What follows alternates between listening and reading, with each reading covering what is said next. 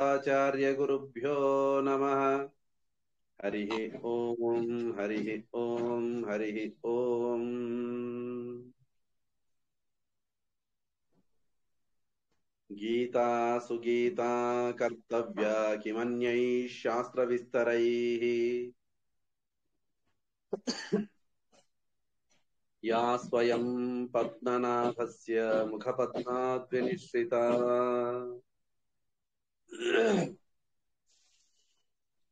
नारायणं नमस्कृत्य नरं चैव नरोत्तमम् देवीं सरस्वतीं व्यासं ततो जयमुदीरयेत्। देवं नारायणं दत्त्वा सर्वदोषविवर्जितम् परिपूर्णं गुरुंश्चान् गीतार्थं वक्ष्यामि लेशतः। समस्तगुणसम्पूर्णं सर्वदोषविवर्जितम् नारायणं नमस्कृत्य गीता तात्पर्यमुच्यते। यत्पदं वेदसंवेद्यं कटाक्षेणापि वीक्षितुम् न क्षमन्ते विमतयः तमुपासे श्रियःपतिम्। अभ्रमं भङ्गरहितम् अजडं विमलं सदा आनन्दतीर्थमतुलं भजे तापत्रयापहम्। भवति यदनुभावादेडमूकोऽपि वाग्मी जडमतिरपि जन्तुर्जायते प्राज्ञमौलिः। सकलवचनचेतो देवता भारती सा मम वचसि निधत्तां सन्निधिं मानसे च। नमोऽस्तु तात्विका देवाः विष्णुभक्तिपरायणाः धर्ममार्गे प्रेरयन्तु भवन्तः सर्व एव हि। मिथ्या सिद्धान्त दुर्ध्वान्त विध्वंसन विचक्षणः जयतीर्थाख्यतरणिर्भासतां नो हृदम्बरे। आनन्दतीर्थोपदिष्टो निधिर्नारायणाह्वयः प्रदर्शितो येन सम्यक् जयतीर्थं तमाश्रये। नौमिन्यायसुधादिकृज्जय मुनीन् श्रीपादराट्सन्मणीन् व्यासार्यान् विविधागमाब्धिविहरान् श्रीवादिराजानपि वन्दे हंसवरान् रघूत्तमगुरून् वैदग्ध्यवाराम् निधीन् श्रीसत्यव्रतराघवेन्द्रमुनिपान् सद्बोधसध्यानपान्। विद्यायाम् विबुधाचार्यम् वेदज्ञानाब्धिचन्दिरम् दुर्मतध्वान्तमार्ताण्डम् सत्यध्यानमुनिम् भजे। सत्याभिघ्नकराब्जोत्थान् पञ्चाशद्वर्षपूजकान् सत्यप्रमोदतीर्थार्यान् नौमिन्यायसुधारतान्। शास्त्रेषु पारदृश्वानम् शास्त्रज्ञेषु च वत्सलम् दीनभक्तोद्धारकरम् सत्यात्मानम् गुरुम् भजे। विद्यापीठविधातारम् विद्यावारिधिचन्दिरम् विद्यार्थिवत्सलम् वन्दे महामहिमसद्गुरुम्। आपादमौलिपर्यन्तम् गुरूणाम् आकृतिम् स्मरेत् तेन विघ्नाः प्रणश्यन्ति सिद्ध्यन्ति च मनोरथाः। हरिः ओम् श्रीगुरुभ्यो नमः। हरिः ओम् श्री सत्यात्मतीर्थगुरुभ्यो नमः। हरिः ओम् श्रीमदानन्दतीर्थभगवत्पादाचार्यगुरुभ्यो नमः। हरिः ओम् श्रीवेदव्यासाय नमः। हरिः ओम् हरिः ओम् हरिः ओम्।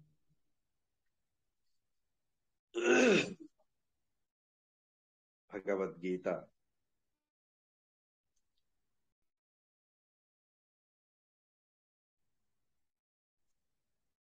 ఇందులో లేని విషయాలు ఏవి లేవు.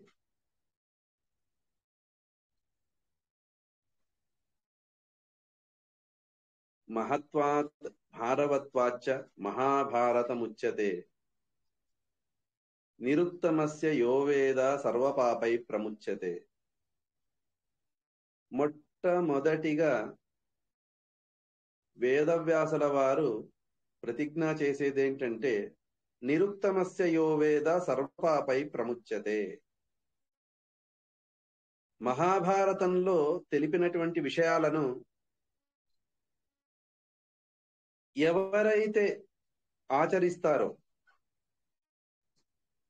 ఆచరించడం కూడా దూరమే, ఎవరైతే తెలుసుకుంటారో సరిగా, వారు అన్ని పాపాల నుంచి ముక్తులవుతారట. సర్వపాపై ప్రముచ్యతే. సో మనము చేసేటువంటి పాపాలు కోటి కోటి కోటి కోటి పాపాలు ప్రతిరోజు చేస్తూ ఉంటాం. వాటన్నిటికీ రామబాణం, తిరుగులేని బాణం ఏదైనా ఉంటే అది మహాభారతం. నిరుక్తమస్య యో వేద సర్వపాపై ప్రముచ్యతే. అందుకు దానికి మహాభారతం అని అంటారు. మనకు చాలా భారకరమైనటువంటివి ఏవి అంటే మన పాపాలు. అంటుంటారు కదా, దుఃఖం కలిగినప్పుడు ఒక క్షణం సంవత్సరంగా అనిపిస్తుందట, సుఖంగా ఉన్నప్పుడు సంవత్సరం కూడా క్షణము వలె కరిగిపోతుంది. కాబట్టి ఆ దుఃఖం అనేటువంటి భారం ఏముంది, ఆ భారాన్ని తొలగింపజేసేటువంటి ఉపాయం ఏదైనా ఉంటే దానికి మహాభారతం అని పేరు. నిరుక్తమస్య యో వేద సర్వపాపై ప్రముచ్యతే. అటువంటి అద్భుతమైనటువంటి గ్రంథం, ప్రతిరోజు వినవలసినటువంటి గ్రంథం. ఆ గ్రంథము యొక్క సారం ఏముంది, సర్వశాస్త్రముల సారం మహాభారతం అని చెప్పి మరో చోటు చెప్తారు. శాస్త్రేషు భారతం సారం అని అన్ని శాస్త్రాల యొక్క సారం మహాభారతం.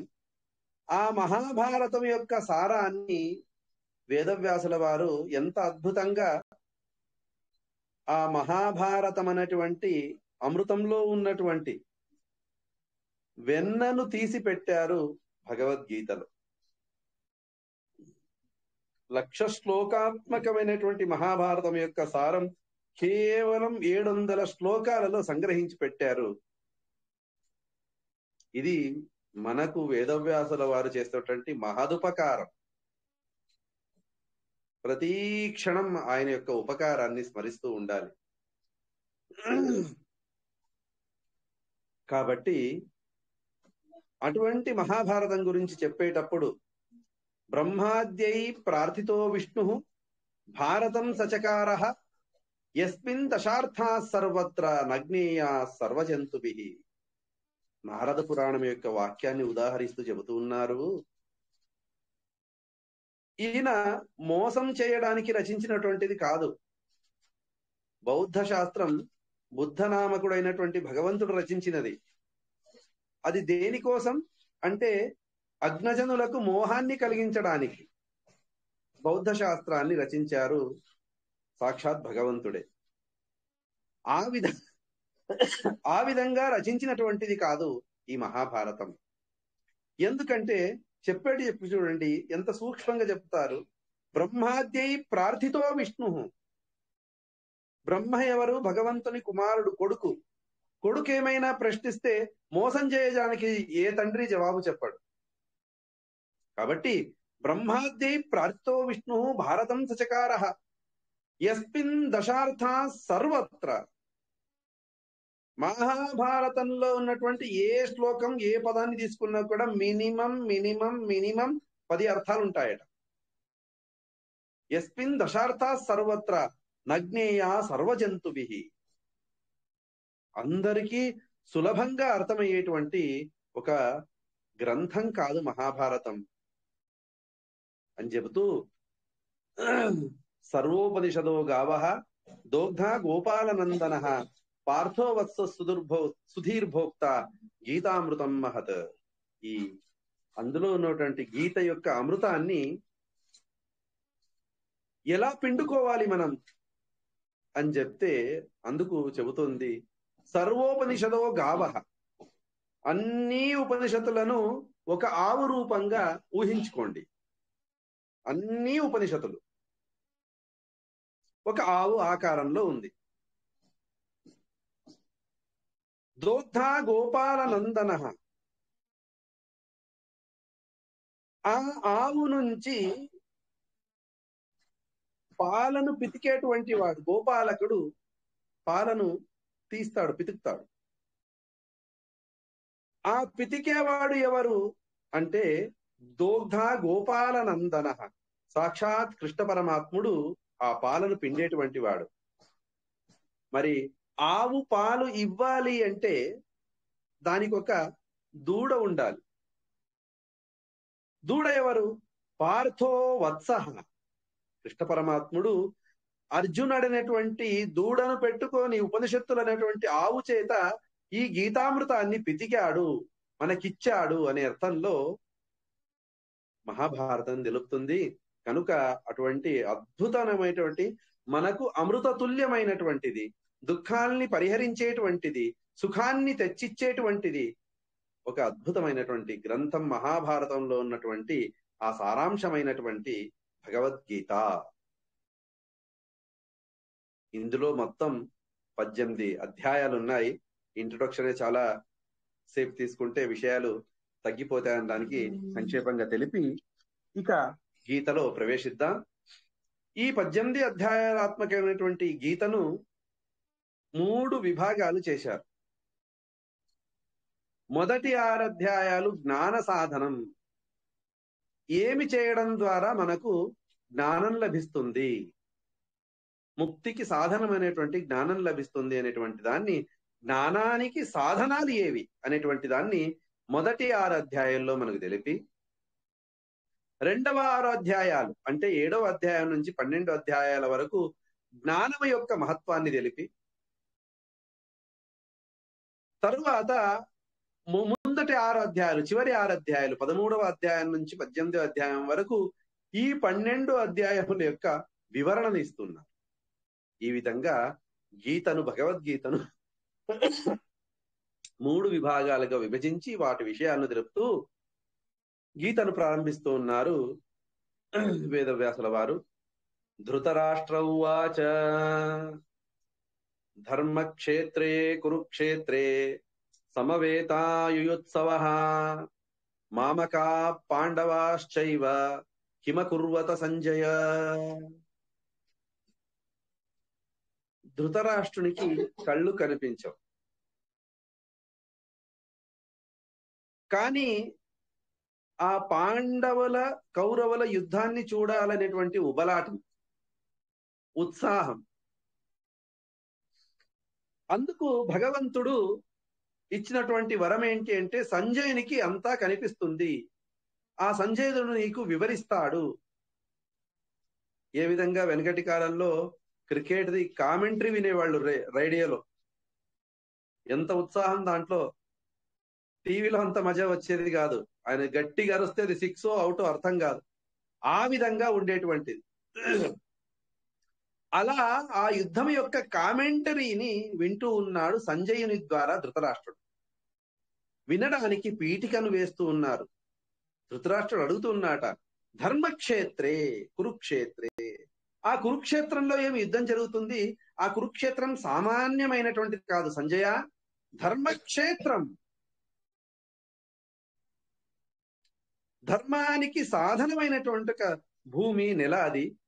అటువంటి క్షేత్రంలో అందరూ యుద్ధం చేయడానికి చేరుకున్నారు కదా. ఆ మామకాహ, నా కుమారులు, చూడండి, దుష్టునికి దుష్టులంటే ఇష్టం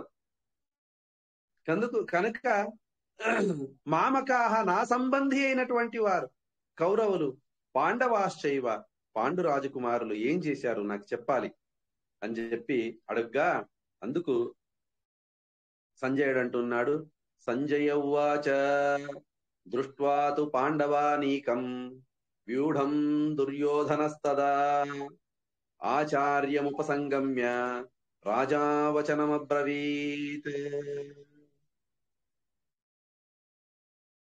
సంజయ్ చెప్తూ ఉన్నాడు, దృష్ట్వాతు పాండవానీకం వ్యూఢం దుర్యోధనస్తదా, వ్యూహాకారంలో రచింపబడి ఉన్నటువంటి ఆ సైన్యాన్ని చూసి దుర్యోధనుడు ద్రోణాచార్యుల చెంతకు వచ్చాడు. ద్రోణాచార్యుల వద్దకు వచ్చి అంటూ ఉన్నాడు దుర్యోధనుడు, పశ్యైతాం పాండుపుత్రాణం ఆచార్య మహతీం చమూం వ్యూఢాం ద్రుపదపత్రేణ తవ శిష్యేణ ధీమత. ఈ పాండుపుత్రుల సైన్యం ఏముంది, వీరి వ్యూహం చాలా బాగుంది. ఈ వ్యూహాన్ని రచించినటువంటి వాడు ఎవరు అంటే నీ శిష్యుడైనటువంటి ద్రుపదపుత్రుడు దృష్టద్యుమ్నుడు. తను ఈ వ్యూహాన్ని రచించి ఆ సైన్యాన్ని నిలబెట్టాడు. చూడ్డానికి చాలా బాగుంది. ఈ సైన్యంలో నాకు కనిపించే వారి గురించి చెబుతాను విను అని అత్రశూరా మహేశ్వాసాః భీమార్జున సమాయుధి యూధానో విరశ్చ ద్రుపదశ్చ మహారథః. భీమ మరియు అర్జునుల బలానికి సమ్మైనటువంటి వారు వీరు అనిపిస్తుంది నాకు. ఎవరు వారు? యూధానః సాత్యకి, విరాట్ రాజు, ద్రుపద రాజు, దుష్టకేతు,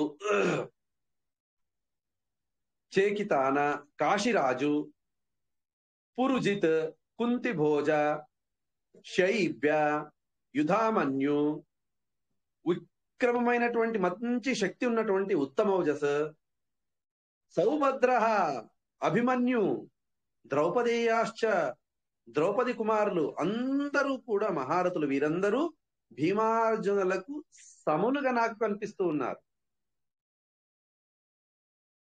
ఈ భీమసేనునికి సముడైనటువంటి అర్థం ఏంటి అంటే యుద్ధం చేసేవారు అనే అర్థంలోనే సామ్యం తప్పిస్తే నిజంగా వాయు జీవోత్తముడు, జీవములలో ఉత్తముడు వాయుదేవుడు. కనుక సామ్యమైనటువంటిది శక్తిలో సామ్యం లేదు. అస్త్రాలు పట్టుకుని యుద్ధం చేసే దాంట్లో సామ్యం ఉంది. కనుక వీరందరూ కూడా ఒక్కొక్కరు మహారథులు. వారందరూ నిలబడి ఉన్నారు ఆ వ్యూహంలో. చూడండి, ద్రోణాచార్య అని సంబోధిస్తూ చెబుతూ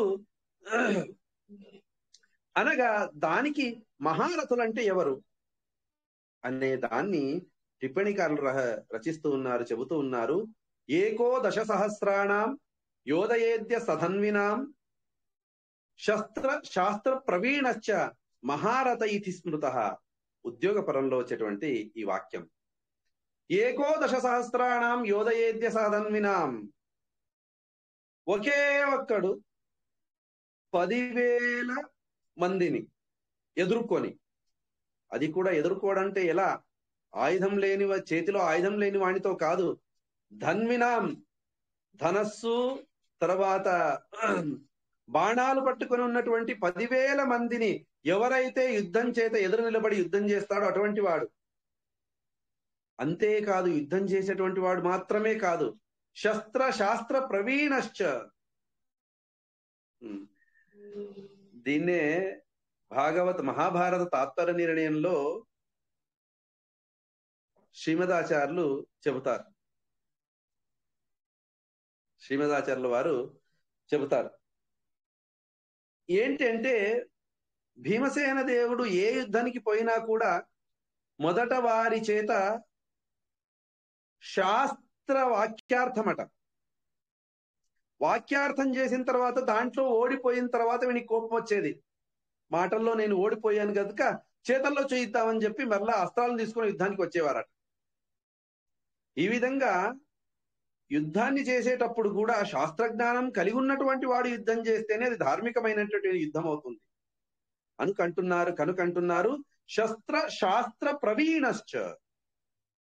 కేవలం శస్త్ర ప్రావీణ్యం మాత్రం పనికిరాదు, శాస్త్ర ప్రావీణ్యము ఉండాలి. కేవల శాస్త్ర ప్రావీణ్యం పనికిరాదు. మహారాజుకి, రాజుకి, క్షత్రియులకు శస్త్ర ప్రావీణ్యము ఉండాలి. కనుక వారిని మనం ఏం చేస్తామంటే ద్విజులలో పరిగణిస్తాం. వాళ్ళని శాస్త్రాన్ని చదవాలంటే జంజం ఉండాలి, ఉపవీతం ఉండాలి. అందుకు చెబుతున్నారు శస్త్రశాస్త్ర ప్రవీణశ్చ మహారథ ఇతి స్మృత.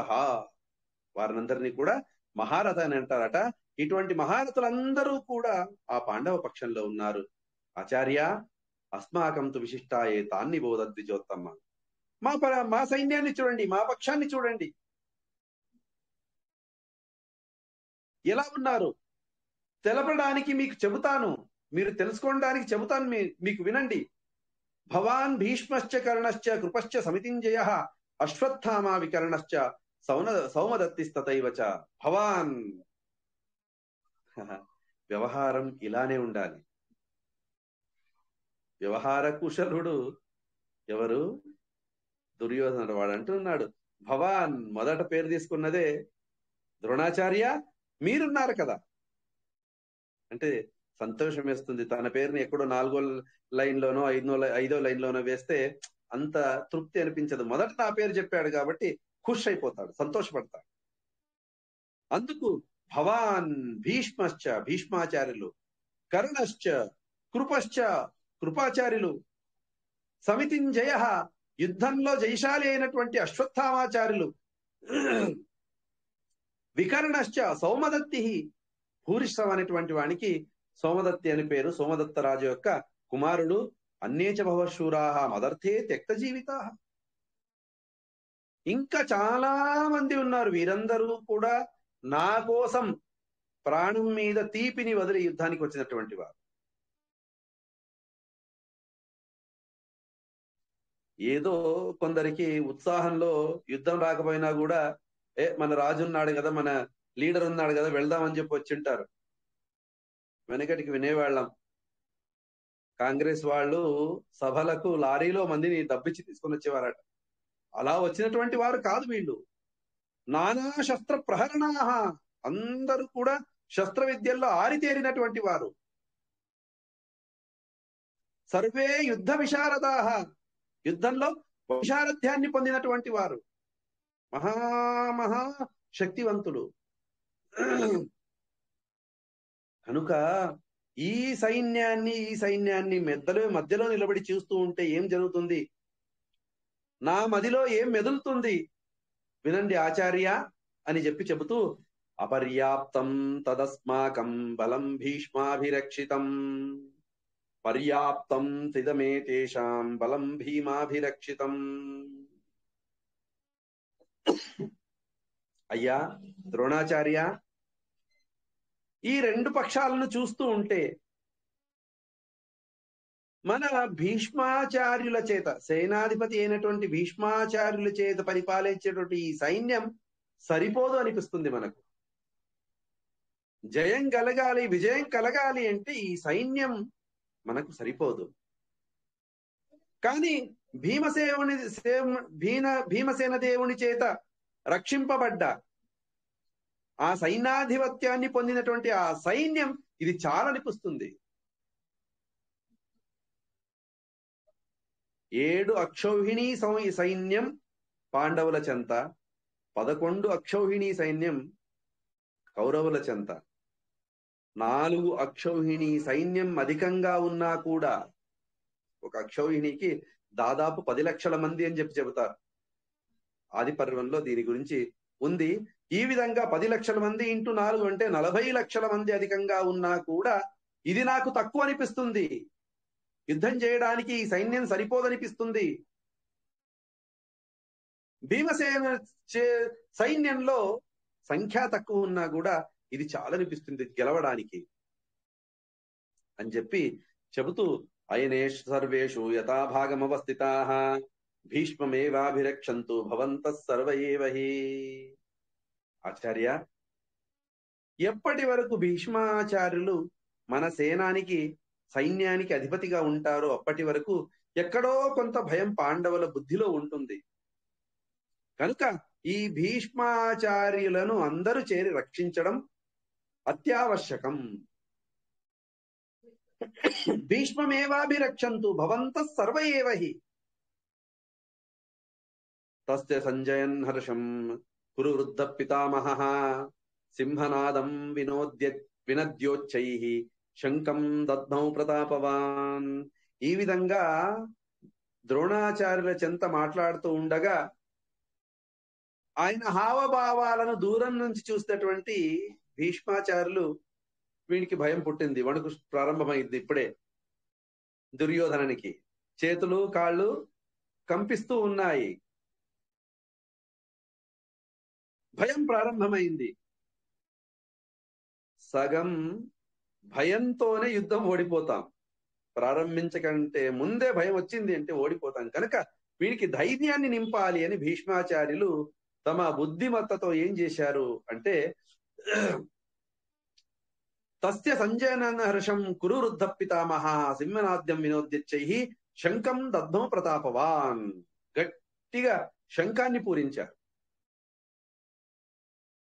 ఆయన శంఖాన్ని పూరించగానే అక్కడ తతశంకాశ్చ భేర్యశ్చ, బేరీలు, తరువాత పాణవానక గోముఖాహ, నగారీలు, అంతా సైన్యం కూడా సంతోషం చేత వాయించడానికి ప్రారంభించారు. ఆ శబ్దం చేత మొత్తం ఆ భూమండలం మొత్తం శబ్దం చేత వ్యాపింపబడ్డది. ఈ విధంగా ఈ పక్షంలో శబ్దాన్ని చేస్తూ ఉండగా అప్పుడు పాండవ పక్షంలో మొట్టమొదటిగా కృష్ణ పరమాత్ముడు తాను శంఖాన్ని పూరిస్తూ ఉన్నాడు. మాధవ పాండవశ్చైవ దివ్యౌ శంఖౌ ప్రదత్మతు శ్వేతైర్హరైర్యుక్తే మహతి స్యందనే స్థితౌ. తెల్లగా తెల్లగా ఉన్నటువంటి గుర్రాల చేత కట్టబడ్డ ఆ రథంలో కృష్ణ పరమాత్ముడు సమేతంగా అర్జునుడు ఉన్నాడు. అప్పుడు కృష్ణ పరమాత్ముడు శంఖాన్ని పూరించగా ఒక్కొక్కరు పాండవ పక్షం వారు పూరిస్తూ ఉన్నారు. కృష్ణ పరమాత్ముని ఆ శంఖం పేరేంటి? పాంచజన్యం హృషీకేశ. భగవంతుడు హృషీకేశుడు. హృషికాలు అంటే ఇంద్రియాలు, దాన్ని నియమించేటువంటి వాడు కనుక భగవంతునికి హృషీకేశ అని పేరు. కనుక ఎవరికైతే ఇంద్రియ నిగ్రహం లేదో స్వామి హృషికేశ అని ఆ హృషికేశ భగవంతుని ధ్యానం చేయడం ద్వారా ఇంద్రియాలు మన వశంలోకి వస్తాయట. కానీ చాలా ప్రయత్నం చేయాలి. అటువంటి హృషికేశుడు భగవంతుడు పాంచజన్యం అనేటువంటి శంఖాన్ని పూరించాడు. దేవదత్తం ధనంజయ. అర్జునుడు దేవదత్తం అనేటువంటి ఆ శంఖాన్ని ఊదాడు. పౌండ్రం దత్తం మహాశంఖం భీమ కర్మావృకోదర. భీమసేన దేవుడు పౌండ్ర అనేటువంటి మహాశంఖం, వీరి శంఖాల కంటే అధికంగా శబ్దాన్ని ఇచ్చేటువంటిదట. వేరే పాండవుల శంఖాల కంటే అధికమైనటువంటి శబ్దాన్ని ఇచ్చేటువంటిది ఆ మహాశంఖం అని అంటారు. ఆ మహాశంఖాన్ని తీసి తాను పూరిస్తూ ఉన్నాడు. తర్వాత అనంత విజయం అనేటువంటి శంఖాన్ని ధర్మరాజు, నకుల సహదేవులు సుఘోష మణిపుష్పకం అనేటువంటి శంఖాలను ఊత్తూ ఉన్నారు. కాశ్యశ్చ పరమేశ్వాస శిఖండీ చ మహారథ దృష్టద్యుమ్నో విరాటశ్చ సాత్యకిశ్చాపరాజిత ద్రుపదో ద్రౌపదేయాశ్చ సర్వశ పృథివీపతే సౌభద్రశ్చ మహాబాహో శంఖాన్ దద్ము పృథక్ పృథక్. వీరందరూ కూడా ప్రత్యేకంగా తమ శంఖాలను చేత పట్టి గట్టిగా దాన్ని పూరిస్తూ ఉన్నారు, ఊదుతూ ఉన్నారు. సఘోషో ధార్తరాష్ట్రాణం హృదయాన్ని విధారయత్.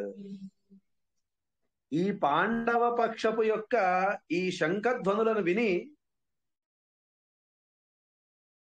వారి హృదయాలు, గుండె నోట్లోకి వచ్చినట్టు అవుతుంది అని అంటారు కదా భయపడ్డప్పుడు.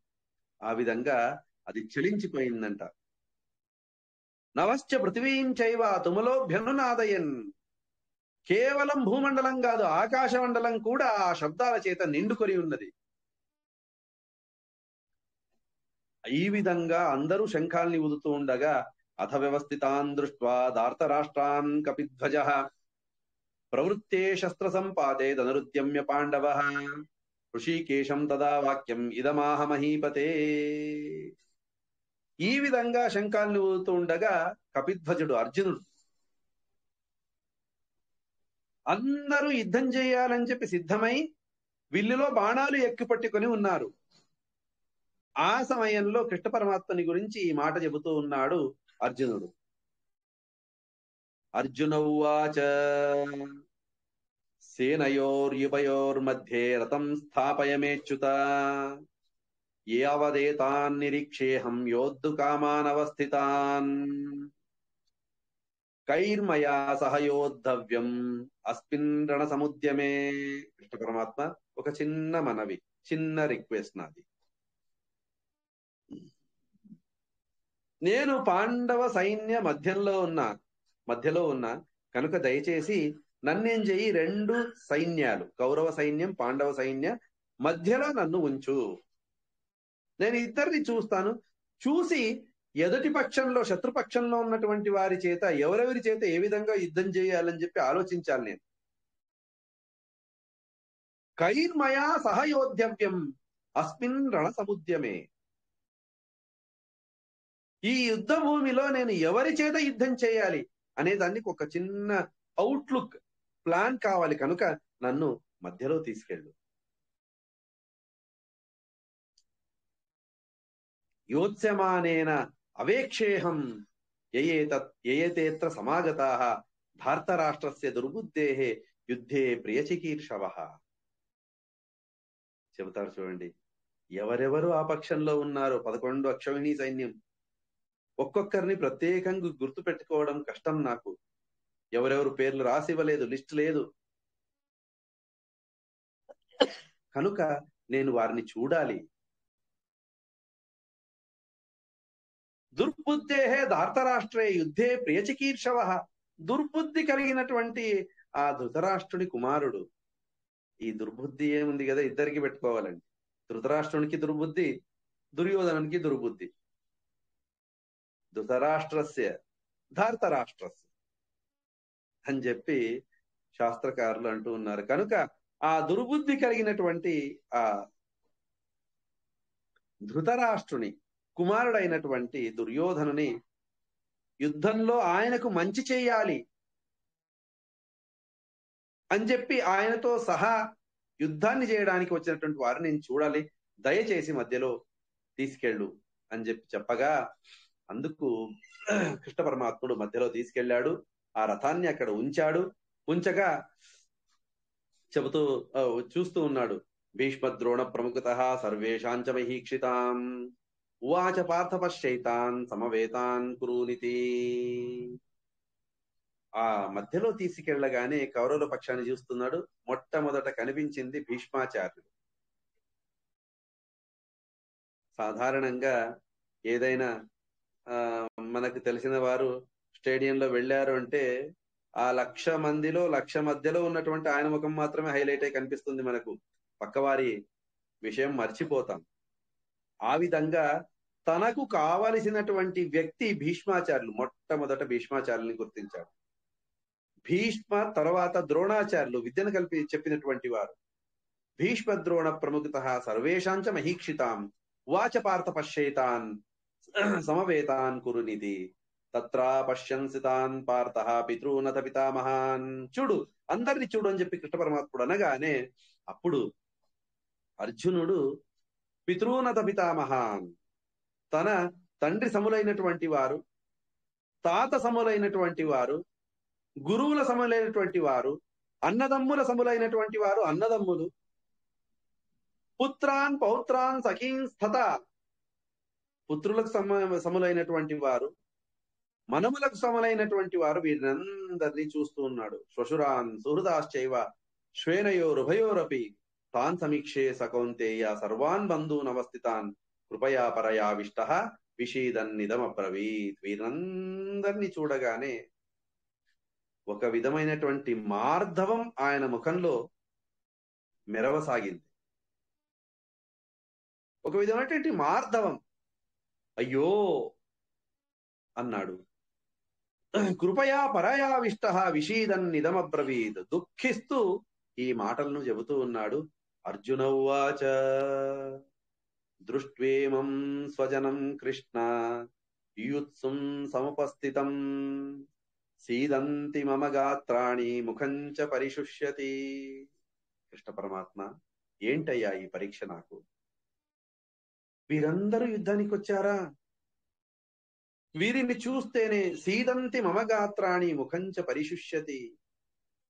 నా చేతులు కాళ్ళు వణుకుతున్నాయ్యా. ముఖంచ పరిశుష్యతి, ముఖం ఎండిపోతుంది, మ్లానమైనది ముఖం. వేపతుశ్చ శరీరే మే రోమహర్షశ్చ జాయతే గాంధీవం సంస్థే హస్తాత్ త్వచ్చైవ పరిదహ్యతే. ప్రతి ఒక్క అంగం వణుకుతూ ఉంది. రోమహర్షశ్చ జాయతే, ఏదో రోమాంచనం, వీరి చేత యుద్ధం చేయాలా నేను అని. గాంధీవం సంసతే హస్తాత్, నా చేతి నుంచి గాంధీవ ధనస్సు జారిపోతూ ఉంది. వక్షైవ పరిదహ్యతే, నా చర్మం మొత్తం దహించిపోతుంది. వీరి చేత నేను యుద్ధం చెయ్యాలా. నచశక్నోమ్యవస్థాతుం భ్రమతీవచ మే మనః, ఇక్కడ నిలబడడానికి కూడా నాకు శక్తి లేదు కృష్ణ. భ్రమతీవచ మే మనః, నా మనస్సు తిరుగుతూ ఉంది. నిమిత్తాని చ పశ్యామి విపరీతాని కేశవ, నాకు ఏదో చెడు జరుగుతుందనేటువంటి విపరీతమైనటువంటి భావన కలుగుతుంది. నచశ్రేయోను పశ్యామి హత్వా స్వజనమాహవే, నాకు మాత్రమే కాదు అంటూ ఉన్నాడు. ఇక్కడ మాత్రమే కాదు, నాకు మాత్రం దుఃఖం కలగడం కాదు. నచశ్రేయోను పశ్యామి హత్వా సజనమాహవే, ఈ స్వజనులు ఏమున్నారు, నా జనాలు ఏమున్నారు, నా బంధువులు ఏమున్నారు, వీరిని చంపడం ద్వారా నాకు శ్రేయస్సు కలుగుతుంది అనేటువంటి నమ్మకం నాకు లేదు. చూడండి, అర్జునుడు చెప్పేటువంటి విషయాలు సూక్ష్మంగా గ్రహిస్తే, మొదట నాకు వణుకు పుడుతుంది, చేతిలో ధనస్సు జారిపోతుంది అనడం ద్వారా భయమేమో అని మనకు అనిపిస్తుంది. అంటున్నాడు, కాదు, నాకు భయం కాదు, వాళ్లతో యుద్ధం చేసి గెలవగలననేటువంటి భయం నాకు లేదు అంటున్నాడు. నచశ్రేయోను పశ్యామి హత్వా స్వజనమాహవే, వీరినందరిని చంపేటువంటి శక్తి, సామర్థ్యం, కౌశలం, కాన్ఫిడెన్స్ నాలో ఉంది. కనుక వారిని చూసి నేను భయపడ్డం లేదు, వారిని చంపడం ద్వారా నాకు శ్రేయస్సు లేదనేటువంటి భయం అని చెప్పి చెబుతూ అంటూ ఉన్నాడు. నకాంక్షే విజయం కృష్ణ నచ రాజ్యం సుఖాని చ, కిం నో రాజ్యేన గోవింద కిం భోగైర్జీవితేన వా. పరమాత్మ కృష్ణ, నకాంక్షే విజయం, నాకు విజయం యొక్క ఆకాంక్ష లేదు, విజయం యొక్క అత్యాశ లేదు నాకు. నచ రాజ్యం సుఖానిచ, నేను రాజు అయితే నాకు అందరూ గౌరవిస్తారు, నాకు అన్ని వసతులు లభిస్తాయి, నేను సుఖంగా ఉండొచ్చు అనేటువంటి సుఖాకాంక్ష కూడా నాకు లేదు. కిన్నో రాజ్యేన గోవింద కిం భోగైర్జీవితేనవా, ఏషామర్థే కాంక్షంతన్నో రాజ్యం భోగా సుఖానిచ.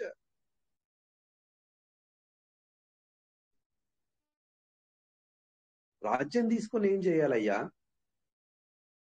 భోగాలు ఏమున్నాయి? భోగాలు అశాశ్వతమైనటువంటివి.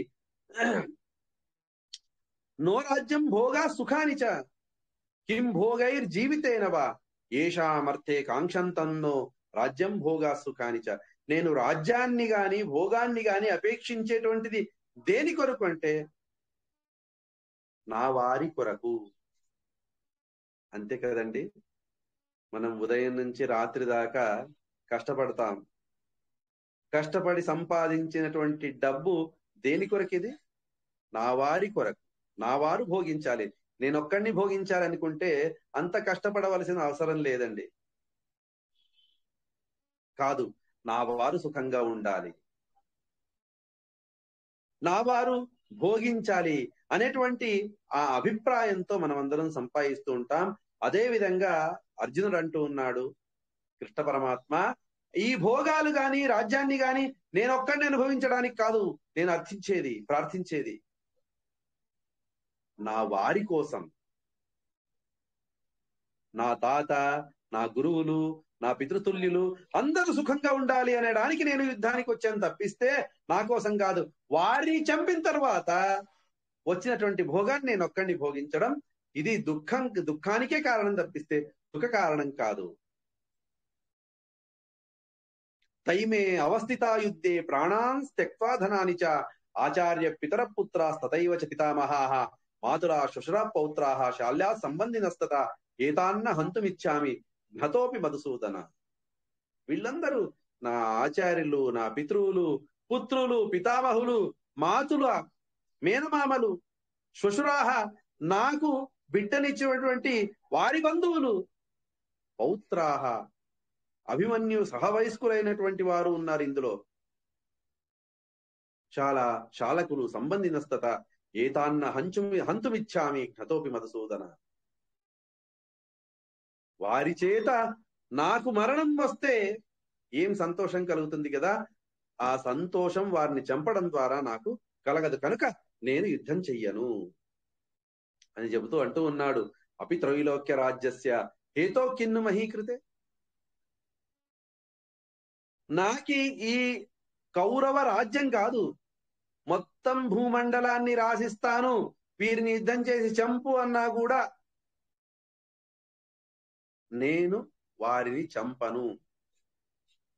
మొత్తం భూమండలం కోసమే వారిని చంపనన్నప్పుడు ఓ చిన్న పార్ట్, ఓ చిన్న భాగమైనటువంటి ఈ రాజ్యం కోసం వారిని నేను చంపుతానా, చంపగలనా?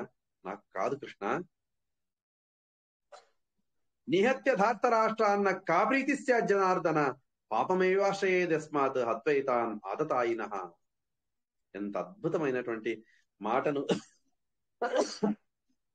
చెబుతూ ఉన్నాడు అర్జునుడు. నిహత్య ధార్త రాష్ట్రాన్న కాప్రీతి స్యాత్ జనార్దన.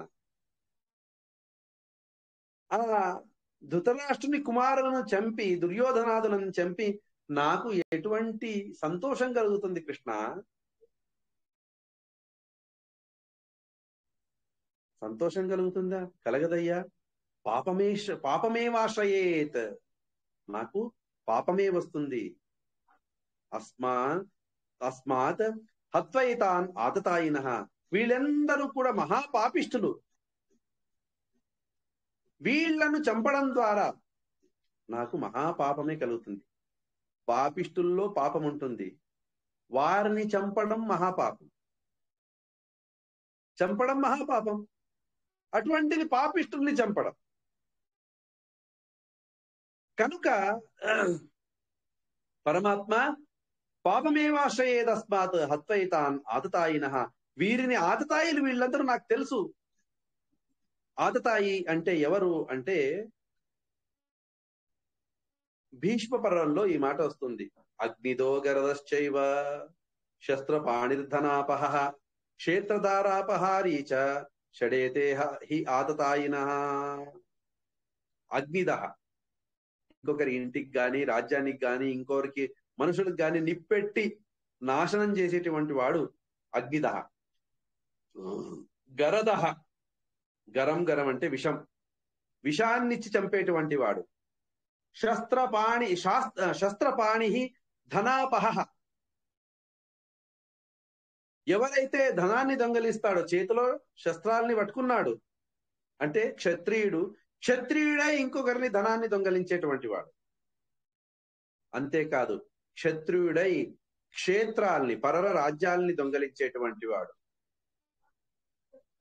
దారాపహారీచ, ఇంకొకరి భార్యలను దొంగలించేటువంటి వాడు. వీరందరూ కూడా ఆతతాయి అని చెప్పి పిలువబడతారు. కనుక నా రాజ్యాన్ని దొంగలించాడు, నా తండ్రి చేత రావాల్సినటువంటి నా అధికారాన్ని దొంగలించాడు, మమ్మల్ని చంపాలని చెప్పి విషప్రయోగం చేశాడు భీమసేను దేవుని మీద. చంపాలని చెప్పి లక్కగృహంలో నన్ను అగ్నిపెట్టి చంపాలని చెప్పి చూశాడు. కనుక అగ్నిదహ గరదహ శస్త్రపాణి ధనాపహ క్షేత్రధారాపహారీచ, నా భార్యను అపహరించాలని చెప్పి చూశాడు. కనుక వీటిలో అన్ని గుణాలు, ఆతతాయి గుణాలు ఉన్నాయి. మహాపాపిష్టుడు వీడు, తెలుసు నాకు. వీడిని చంపడం ద్వారా నాకు ఇంకింత పాపం వస్తుంది, కనుక నేను చంపను. తస్మాత్ నాన్హా వయం హంతుం ధార్తరాష్ట్రాన్ స్వబాంధవాన్ స్వజనం హి కథం హత్వా సుఖినశ్యామ మాధవ. బంధువులందరినీ చంపి ఎలా సుఖంగా ఉండగలను కృష్ణ పరమాత్మ? అందరి ఆస్తి ఉంది, 1000 ఎకరాలు ఉన్నాయి నా దగ్గర, 10 మంది అన్నదమ్ములు ఉన్నారు. ఆ 9 మందిని చంపేసి 10 మందిని చంపేసి నేనొక్కడినే ఆ 1000 ఎకరాలను తీసుకొని ఏం చెయ్యాలి? 2 ఎకరాలు 3 ఎకరాలు పంచుకొని అందరూ సుఖంగా ఉంటే చాలా బాగుంటుంది. స్వజనం హి కథం హత్వా సుఖినశ్యామ మాధవ యద్యప్యేతే నపశ్యంతి లోభోపహత చేతసః. చూడండి, కృష్ణ పరమాత్మ నువ్వేమైనా ప్రశ్నించవచ్చు, నీకు ఉన్నటువంటి ఈ సాత్విక బుద్ధి వారికి ఉండాలి కదయ్యా.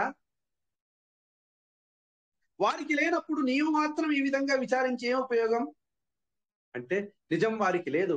వారికి ఆ బుద్ధి లేకుండా ఉండడానికి కారణం లోభోపహత చేత సహా. లోభం వంటి కంటి మూసింది కృష్ణ. లోపహత చేత సహా. కనుక దీన్ని కనుక చూడ, తాత్వికతను చూడ, విచారం వేరే మాట. యద్యప్యతే నపశ్యంతి లోపోపహత సహా క్షయకృతం దోషం మిత్ర పాదకం తతం కథం న జ్ఞేయమస్మాభి పాపాదస్మాన్ నివర్తితుం. అవును, వానికి పట్టి ఉంది, కంటికి లోభమైనటువంటి పట్టింది. మనకేమైంది కృష్ణ పరమాత్మ? మన కళ్ళు బాగున్నాయి కదా, మన కంటికి ఎటువంటి పట్టి లేదు కదా.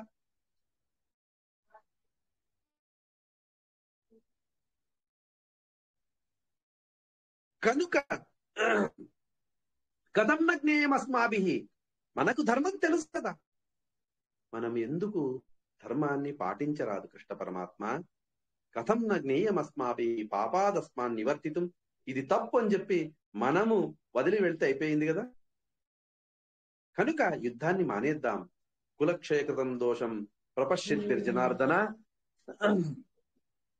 మనకు కులనాశకమైనటువంటి ఒక దోషం ఏముంది కదా, యుద్ధం చేస్తాం, వారిని చంపుతాం, వారి కులం మొత్తం నశిస్తుంది. ఆ దోషం మనకు వస్తుంది. ఆ దోషాన్ని చూసైనా మనం వెనక్కి వెళ్దాం కృష్ణ పరమాత్మ. కులక్షయే ప్రణశ్యంతి కులధర్మా సనాతనాః. ఏం కులం నశిస్తే ఏమవుతుంది అంటావా కృష్ణ పరమాత్మ? ఒకవేళ ఆ కులం నశిస్తే, కులక్షయం అయితే కులధర్మాలన్నీ నశిస్తాయి. చూడండి ఎంత ప్రాక్టికల్ గా మాట్లాడుతున్నాడు అర్జునుడు. ఇది చూడ్డానికి మనకి ఎంత బాగా కనిపిస్తుందో, దీనికి జవాబు తెలుసుకున్నప్పుడు కృష్ణ పరమాత్మ మాటలు ఇంకా అందంగా కనిపిస్తాయి మనకు.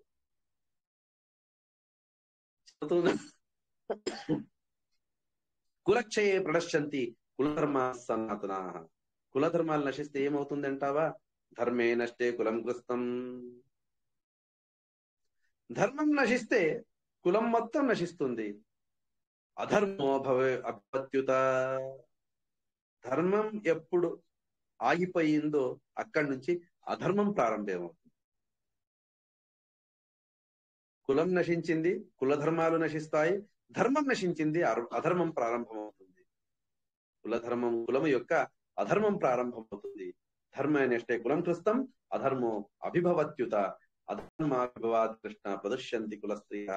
ఎంత ఎంత అధర్మం అభివృద్ధి చెందుతూ పోతుందో, పెరుగుతుందో, అప్పుడు కుల స్త్రీలందరూ కూడా ఏమవుతారు? ప్రదుష్యంతి, దుష్టులవుతారు. కుల స్త్రీలు ఎందుకంటే భర్తలు యుద్ధం చేసి యుద్ధంలో మరణించారు. స్త్రీలకు ఉపాధి లేదు. జీవించడానికి వేరే ఉపాధి లేనప్పుడు వారేం చేస్తారు? అధర్మాన్ని చేయడానికి ప్రారంభిస్తారు. కనుక ప్రదుష్యంతి కుల స్త్రియ స్త్రీషు దుష్టాషు వార్ష్ణేయ జాయతే వర్ణసంకర. స్త్రీల మీద అంటే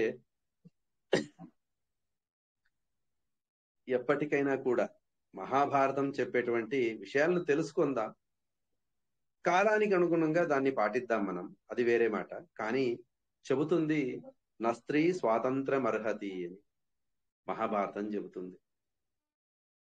చిన్న పిల్లలుగా ఉన్నప్పుడు తండ్రి మీద ఆధారపడి ఉంటాం. పెరిగే కొద్దీ అన్నదమ్ముల మీద ఆధారపడి ఉంటాం. వివాహం అయిన తర్వాత భర్త మీద ఆధారపడి ఉంటాం. కనుక నా స్త్రీ స్వాతంత్ర్యం అర్హతి అని చెప్పి, అది మనం ఇప్పటి కాలంలో పేపర్లు చూసినా, టీవీ చూసినా అది సత్యం అనిపిస్తుంది. అంటే స్త్రీలకు అటువంటి అన్యాయం కలిగింది, ఇటువంటి అన్యాయం కలిగింది అని.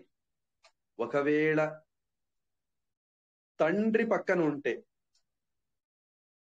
అఘాయిత్యం చేయడానికి ఎవరైనా సాహసం చేస్తాడా? అన్నదమ్ములు పక్కన ఉంటే అఘాయిత్యం చేయడానికి ఎవరైనా సాహసం చేస్తారా? భర్త పక్కనుంటే అఘాయిత్యం చేయడానికి సాహసిస్తారా ఎవరైనా? విచారం చేయండి. ఆ దిశా కేసు నుంచి అన్నిటిని మీరు సూక్ష్మంగా పరిశీలిస్తే ఈ విషయాలన్నీ మనకు తెలుస్తాయి. ఎందుకంటే ఒక్కొక్కరికి ఒక్కొక్క క్వాలిటీ, దాన్ని దౌర్బల్యం అని అనుకోవడం తప్పు. పురుషులకి దైహిక సామర్థ్యం ఉంది, స్త్రీలకి బౌద్ధిక మానసిక సామర్థ్యం ఉంది. వాళ్ళకి ఎంత శక్తి వారికి ఉంటుంది అంటే చెప్తారు, అంతస్తత్వం వారికి ఎంత ఉంటుంది అంటే, నేను ఎక్కడో చదివినటువంటి ఒక విషయం, తల్లి ప్రసవిస్తూ ఉంది అంటే ఆ వేదన, ఆ బాధ ఎంత దుఃఖం అంటే చెబుతారు, ఒక ఎముక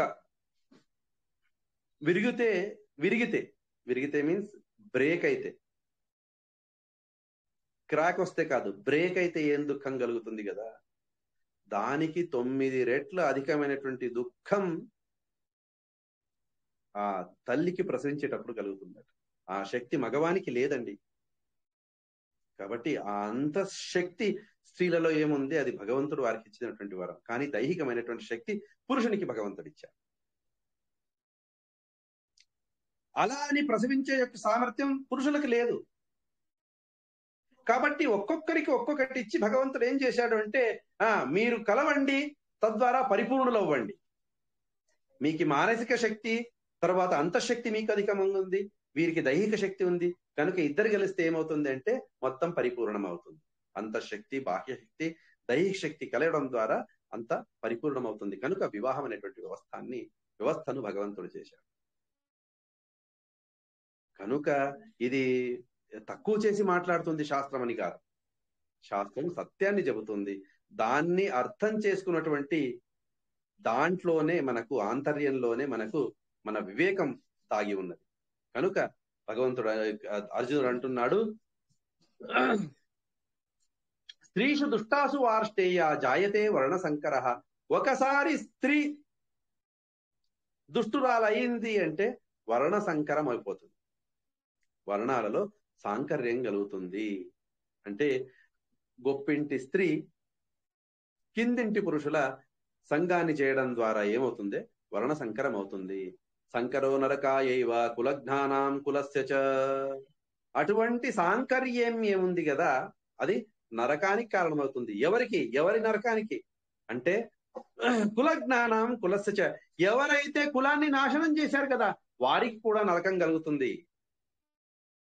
అంతేకాదు, ఎవరినైతే ఏ కులమైతే ఈమెను ఒంటరి దాన్ని చేసింది కదా, ఆ కులానికి కూడా నరకం కలుగుతుంది. ఉత్సాద్యంతే జాతి ధర్మాః కులధర్మాశ్చ శాశ్వతాః. కనుక జాతి ధర్మాలు, కుల ధర్మాలు అన్ని వేటికవి అక్కడే పడిపోతాయి. కృష్ణ పరమాత్మ ఉత్సన్న కులధర్మాణం మనుష్యాణం జనార్దన నరకే నియతం వాసః భవతి ఇత్యనుశుశ్రుమ. నీకు చెప్పవలసినటువంటి గొప్పవాణ్ణి నేను కాను, కానీ నేను విన్నది, నేను తెలుసుకున్నటువంటి విషయాలను చెప్తాను విను కృష్ణ పరమాత్మ.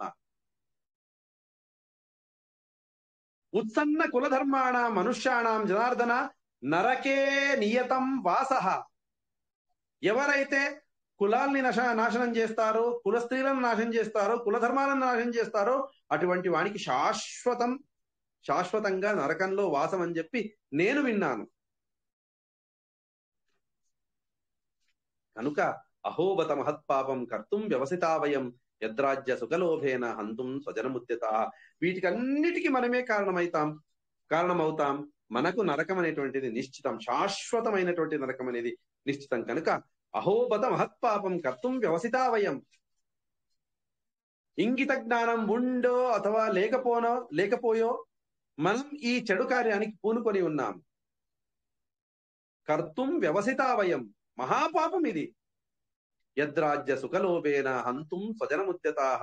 ఏ రాజ్యం, ఆ రాజ్యం ద్వారా సుఖం పొందడానికి, మన బంధువుల్ని చంపడానికి మనం సిద్ధంగా ఉన్నాం. కృష్ణ పరమాత్మ యద్రాజ్య సుఖలోభేన హంతుం స్వజనముద్యతాః యది మాం అప్రతీకారం అశస్త్రం శస్త్రపాణయః తార్తరాష్ట్ర రణేహన్యుః తన్మే క్షేమతరం భవేత్. ఎంత మనోధైర్యం, ఎంత నిబ్బరం కావాలి అర్జునునికి అంటూ ఉన్నాడు. అప్రతీకారం, నాకు ప్రతీకారం చేయాల్సిన అవసరం లేదు, ఎన్ని సంవత్సరాల నుంచి మమ్మల్ని శోషిస్తూ ఉన్నారనేటువంటి వారి మీద నాకు ప్రతీకారం అవసరమే లేదు. అశస్త్రం శస్త్రపాణయ, నేను శస్త్రాన్ని త్యజిస్తాను, వారు శస్త్రాన్ని చేతిలో పట్టుకొని యుద్ధంలో వాళ్ళు నన్ను చంపినా కూడా అదే నాకు క్షేమం. ధార్తరాష్ట్ర రణే హన్యు, శస్త్రాలను పట్టుకొని నన్ను చంపగలరు, వారు చంపుతారు.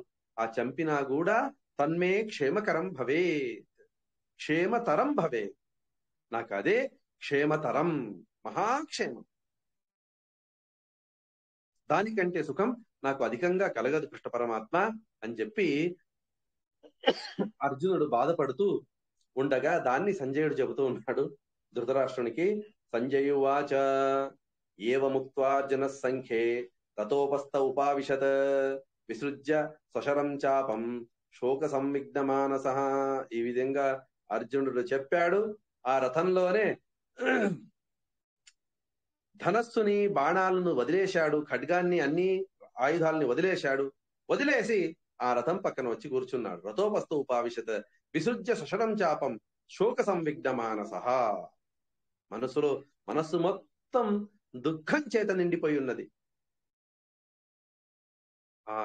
ఇటువంటి పరిస్థితిలో తానేం చేశాడు, ఆ రథం నుంచి కింద దిగి అస్త్ర సన్యాసాన్ని చేసి తాను కింద కూర్చుని ఉన్నాడు అని చెప్పి ఈ అర్జున విషాద యోగంలో మనకు భగవంతుడు తెలుపుతున్నాడు. కృష్ణ పరమాత్ముడు గీతారూపంలో ఈ విధంగా అర్జునునికి తన బంధువుల మీద, ధర్మం మీద ఉన్నటువంటి ఆ అభిరుచిని, నిష్ఠను తెలుపుతూ ముగిస్తూ ఉన్నారు. శ్రీకృష్ణార్పణమస్తు. ఇది అర్జున విషాద యోగో నామ ప్రథమోధ్యాయ. శ్రీకృష్ణార్పణమస్తు.